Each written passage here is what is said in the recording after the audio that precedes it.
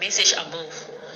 I would like to record what happened to me so that you can put it on your platform and expose all these false prophets. So this man of God came and they announcing that he has a crusade. He had, I think, like a 1 week crusade like that. So he came and one of my friends took me there. And in the course of the crusade, he was doing all these fake prophecies of calling phone numbers, calling number plates. People were giving money, people were giving even their cars, giving even textbooks, giving watches. And I was watching and saying, but this is not God. And the worst thing is that most of his sermons were centered about money. So in that time, I was so gullible, I didn't know anything because I was from a Presbyterian background. So I came forward, I had a little money in my account. So he said, if you don't have money in the ground, on ground, come and pledge that you will give it later. So he said, all those who want to give but they don't have it on the ground, they should come forward.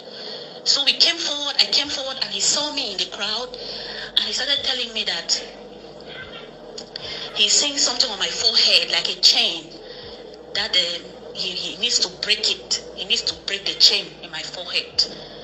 One thing I really wanted to speak about Prophet X is that these people are very, very, very, very evil and wicked. They behave as if they are out to help people, but they are actually out to destroy. Because you see these people, when they see you, they have that evil powers that they see you and they see your star. They might see you and know that this person is someone that God wants to use, or they can see your star and they will try to destroy it by all means. These people, they don't sleep with anybody. They don't do these things empty. They are out to destroy. That is one thing that I have discovered with these people. So let me go back to my testimony. When he said he has seen a chain in my head, in my forehead, that I need to come with honey in his hotel room for them to break it.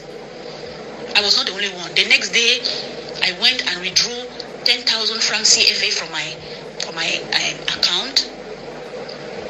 And I was looking for honey in the whole of that area in Boya. And he said I should bring white honey. I was looking for white honey. I searched white honey until luckily I found white honey. And we came and assembled somewhere. We were so many of us, more than 100 of us who pledged to give money, because he said if you give money, he will give you the opportunity to see him one-on-one. So I was like, okay, if I see this man one-on-one, that will be good. And the funniest thing is that I don't even know what I was looking for. I was in the university. I never had any problem. I just heard there was a pastor and I just went there. I don't even know what I was looking for. That is what they do. We don't even know what we are looking for. So when we assembled now, we went to the hotel. We assembled and we started going there in our tens, in our fives. So they will say 5 people should enter and he will speak with them, then they'll go out and the next 5 people will enter. So people were going in, coming out, going in. So it was my turn. We came in like maybe 10 of us. He was sitting in the sitting room with his pastors and his assistants, and they were speaking. The way they were speaking, I was like, this is not a man of God. So when we entered now, he told me, are you not the lady I told her to bring the white honey? I said yes. He said, okay, drop it on the table. Then when we went in now, he said we should go and kneel down around his bed. We should kneel down around his bed. I was like, he said we should just kneel down there and pray to God. Anything that we ask God, God will do it for us. I was like, I was not really happy in my spirit. So we went there, we knelt down around his bed, we prayed what we want God to do. Then when I was coming out of the room, his personal assistant stopped me and told me that I'm very lucky that the man of God wants to see me personally in the evening. That he wants to see me personally. Because when I was like, okay, this honey I've dropped, he said, drop it there, let the angels of God minister to the honey. That was what he said. So once I dropped the honey there, I was like waiting that, okay. He said, okay, just wait like for 10 minutes. Let the angels of God minister in the honey. So I was just standing there in the balcony waiting. Then his personal assistant came and met me and told me that I found favor before the man of God, that I should come back in the evening, that he wants to talk with me and pray with me to break away that spell on my forehead. I was like, okay, no problem, I'll come. He said, okay, I should come around 7 o'clock in the evening. So I went back to in my small hostel. I went there, and in the evening, I came to the hotel. Because I left the honey there. He said I should come in the evening. So I came there to the hotel and I met this personal assistant. He took me to that same studio, that his room that he was there. So when I went there, he told me that the man of God is having a meeting. I should wait. So I waited and the man of God came. When he came, he didn't say anything again about honey. He didn't say anything about honey. He just told me that he just told me that God wants him to be my spiritual father. That how do I see myself taking airplane and coming to Nigeria to visit him and all these things. I was like wondering, but what is happening? I came here for prayers. You said I should come here for honey. He said I should forget about that one. You know, before I know it, this man lured me to his bed. That's why I'm saying don't put my face, because the sad thing is that I slept with this man of God without even understanding what happened to me at that moment. Prophet, if I'm lying, God should judge me. This is my testimony. He just took me to the bed and said, God has told him that he should be my spiritual father and everything. And before I could say Jack, this man slept with me.